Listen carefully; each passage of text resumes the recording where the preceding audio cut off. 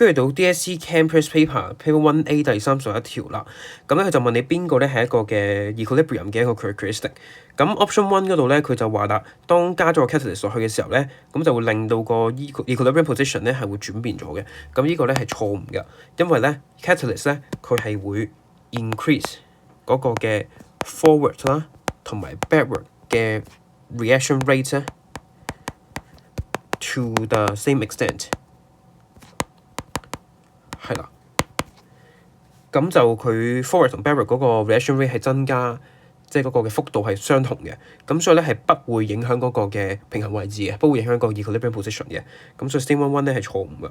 咁 statement 2啦，咁咧佢就話啦，當嗰個 equilibrium is attained嘅時候咧，咁嗰個 rate of forward 咧就等於 rate of backward，咁呢個咧係正確嘅。咁呢個咧正咧就係講緊我哋嗰個嘅 dynamic equilibrium 個 definition 啦，就係 forward 嘅 rate 咧就等於 backward 嘅 rate 嘅，而且咧係唔等於0㗎。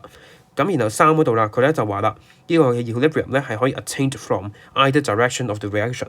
咁呢個咧都係正確㗎。咁佢意思係講緊啲咩咧？譬如我當 x 啦同 y 有一個嘅 equilibrium system 啦。咁無論一開始擺啲 x 喺度，定係一開始擺啲 y 喺度，佢最終咧都係會達至一個平衡咧，就係 x 同 y 都係存在㗎。咁所以咧，無論你喺 x 嗰度開始 y 嗰度開始咧，都係可以達到平衡㗎。咁所以咧 statement 3都係正確嘅。咁所以2同3都正確嘅情況下咧，咁答案就會係 D dot 㗎啦。